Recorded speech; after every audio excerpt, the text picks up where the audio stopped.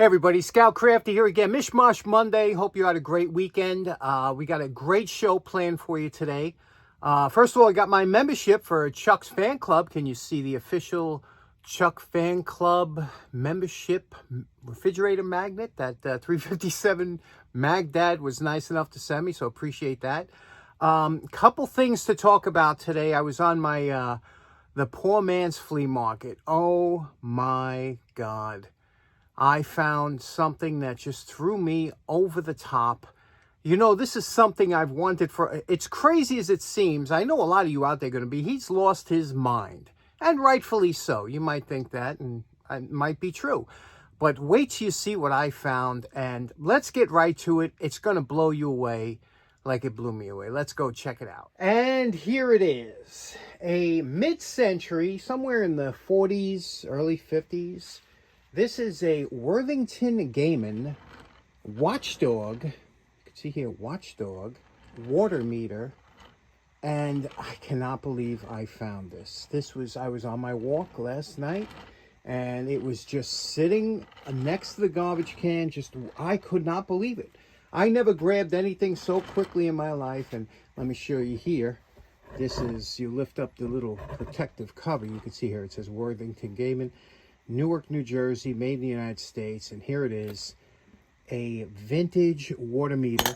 Now, you're probably wondering what would get anybody so excited about a water meter. You see, back in the early days in New York, we had flat rate, which meant we paid once a year, let's say $125 for our water. You could have as much as you want or as little as you want. And then in the mid-'80s, they started putting meters into homes. And so we never had, there wasn't a lot of these old meters floating around, but these are something that, let me show you my current water meter. Now, here is where the water, right there is where the water comes in from the street to my house. And then there's a regular cutoff valve, which they usually have. Now, that's a regular cutoff valve that will shut off the water coming into the house. From here, it comes up, and here's where they put the meter in. Back in years ago, about 2010, I think it was installed, but it felt longer than that. Here is the meter that's currently here. Now you can see what they did is they installed a quarter turn valve here, installed the meter, and then there's a quarter turn valve here. So you got two ways to shut off the water going into the house. Now, here is the way, and I'm going to flip this around. Okay, now you can see how this works, and you can see now this is a typical water meter that you might see in modern times. Now, that little triangle in the middle will spin when there is any water being used at all. So you could detect leaks through that. And let me show you what it looks like when there's a little bit of water going on. Now, this is the trickle that I have running from the water. Just one trickle like this, you could see. Now, that is what that little trickle looks like. You could see that triangle moving very slowly in the middle. And that's how you could determine if you have a leak in your anywhere in your house, by looking at that little triangle. Now I'm going to speed up that trickle. I'm speeding it up to about this. You can see that's quite a leak there. And let me show you what it looks like at the water meter. Now notice that it's moving much faster now because we almost doubled the capacity of how much water is coming out of the faucet. Let me show you a little bit more. Okay, now this is quite a bit of water coming out of there. Okay, and let me show you what that looks like. Okay, now you can see how quickly that's spinning there, and that's not full force, obviously, but you can see now we also had some movement on the needle here as for gallons per, how many gallons have passed through there. And let me show you what it looked like full force. Now you can see full force how quickly that's moving. Now, I've always found all kinds of meters interesting, whether it's measuring electricity, whether it's measuring water, whatever it's, anything that measures a meter, I've always found interesting. So to find something like this in the garbage is just amazing. So what I want to do is I want to clean this up. You could see that there are people that actually collect these. I've even seen one guy, he makes them into banks by putting a slot back here. And they do go for some money. But I guess this is a brass or bronze alloy that is covered. So it does have some scrap value, but it's just beautiful. So what I want to do is clean this up And we'll take it apart and see what makes this thing work. It's funny, I wanted to put some newspaper down here so that I don't mess up, you know, and when I was looking at this paper dates back to September 17th, 2006. This is where things come to die, down my basement. But you see this here? See what it says? Home is where the auto parts are. This is Willets Point Boulevard. This is in Queens. This was near or next to where Shea Stadium was. Do you see all those old auto body stores and everything? And across from Shea Stadium, there used to be this big, it was kind of dumpy, you know, but there was hundreds of auto body shops and anything you want to do with auto glass, auto anything. And there were like dozens of these shops over there. And now when they were building the new stadium, they wanted to get rid of these. So they strong-armed these guys. Now none of this is all gone, all those auto body. But some of those were there for 30, 40, 50 years before they put up the new City Field. And they got rid of all that. But it's funny, 2006. Now, the first thing we're going to remove is the tamper seal. And what this was a wire. And it was sealed with a stamping here. And that was so that they could tell if somebody tampered with this to slow it down. It was put on here with a wire, kind of a safety wire kind of thing. But this one here was a copper wire. And it was passed through the screws so that you couldn't take the head off, remove it, let the meter run without measuring it. So these, and they all was stamped and everything so that you couldn't get them. These are on all gas meters, anything that the city puts in. But there we go. We'll keep that too. Okay, we loosened up these screws. We're going to remove these screws here. And then this top piece will come off, this here. And these you find all over eBay. You find these, and a lot of people use these for hideaway keys or whatever, but you'll find these all over. They're all over eBay. And here it is. Here's the guts of the meter. And you can see this lifts up. And you can see the gearing here. Now, when you're using the water, this is what it would look like. Obviously, if it was a slow trickle or a fast trickle. And it's just like, look at that. Beautiful gearing. But it's all brass. And it just looks like a clock, right? Like a clock mechanism. So we'll take that over here. And then, obviously, here, this is connected down to what spins at the bottom. Now I could feel, it feels like it's stuck. We're going to take the bottom off. This is a lot of fun for me. Now it's important to remember when we want to take this bottom piece off here. Now, what I did is I ran this under the wire brush just to get any corrosion off the top. Now we're going to hit it with a little bit of heat, put a little bit of 50-50 in there. Don't be stingy with the 50-50 and then we're going to try and use a socket, a 6-point socket, because if these are brass or bronze, they're going to be a little bit softer and you don't want to use a 12-point and possibly damage the threads on there. So let's do that.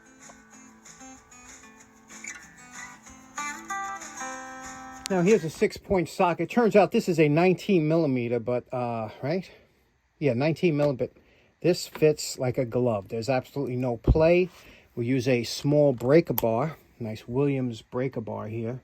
Look at that little, and you can see here, this will come right off. There is absolutely, now I don't know if this was recently removed. It didn't look like it with the corrosion, but you could see here that they come right off. So that, a little bit of heat, a little 50-50.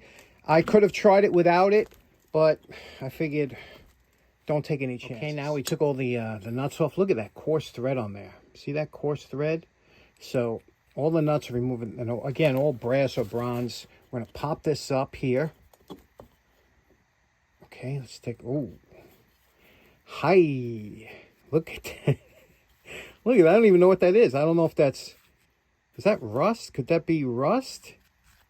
Oh my goodness. Look at that, huh? Could that be what was left of the impeller? I don't know. Let's vacuum this off. Get this, I don't even know what that is. Let's vacuum it up. This is the time you realize you probably should have gloved up. There we go. We whatever that was laying in there, we vacuumed it all out, and there's the cover. Then we dug it out of here. Okay, this doesn't spin, so we're going to go back to the top here.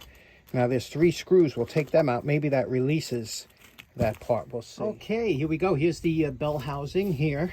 Here is the innards. Isn't that pretty? Just look at that. And it's green because it's all brass and bronze. And now you could see here, the gears, although they want to spin, it's frozen. So let's take off this top and see if the impeller is hampered somehow. Okay, so this is how this works. It's not an impeller, it's almost like a flapper. Can you see that there? I hope the lighting can show it. But there's a little two disc, probably made of like a bakelite material.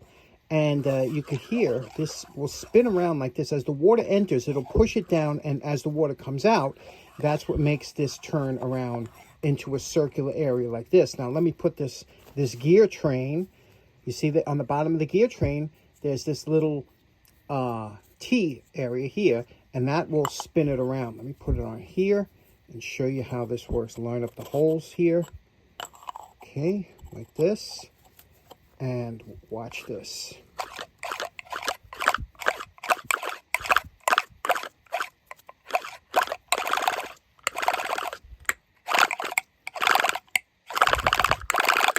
How awesome is that?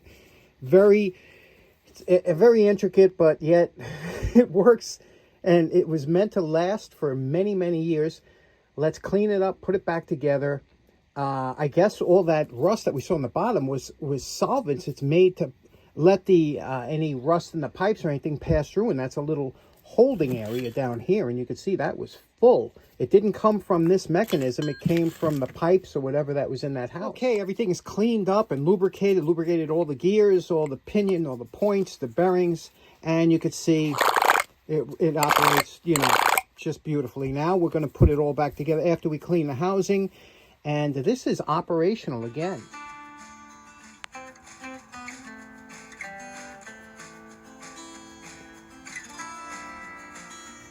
Now, you know my favorite part. Remember what this awesome Watchdog water meter looked like before we started. And we're calling this project done. Tell you, I'm as giddy as a schoolboy over this thing. And let me show you what we did here. Again, we have the Worthington Gamon out of Newark, New Jersey. And you could see here what we did. We cleaned up the whole case. A lot of wire brushing was involved to get off. Actually, they paint this entire unit with a bronze style paint. So I went below the paint just to get to the original finish. This is the original brass casing or bronze, whatever it is, whatever alloy it is. And as far as let me show you the bottom. Now, the bottom here, this piece here was the only piece that wasn't a cast bronze or brass, whatever this is. This was a regular steel, and I think they did that because in the early models, these would, if the ice would to get in here and expand, it would crack off these feet. I've seen that on some different models, but this one here, I guess, with the stronger steel, it wouldn't crack off. And now it was painted bronze to look like this, but when I was getting the rust off, obviously I took it down to the original finish, and then I blued it so that it would give some kind of contrast. I like the way it looks. All the hardware was done over, and then for the dial is something I'm very proud of. I recoated all the needles of every one of those needles. You can see here is 1 cubic foot, 10, and each time it goes by 1, it'll add 1 to 10 cubic foot, 100 cubic foot, 1,000, 10,000, and 100,000 cubic feet. And that's how that works. Polish the glass up. Everything's looking so nice, isn't it? Now, I also did the tag. This is the copper tamper-resistant tag that was on there, and you could see here with the copper line. You could always put that on if you wanted to. I won't. Now, what I want to show you is everything is relubricated. It's all back to specifications. The only thing, like I said, that I might change would be, if I had to put this in my own house, would be that red rubber gasket on the bottom, because it was a little bit brittle, a little bit dried out, but I'm sure it would still hold water. But that's the only thing I would change, and I would trust this for many years. To show you what I did here, I have the rubber hose that I'm going to put into the inline here, and I'm going to blow, and I want you to watch the 1 cubic foot move, and obviously the rest will take longer to move, but the 1 cubic foot you should see move when I blow into this hose.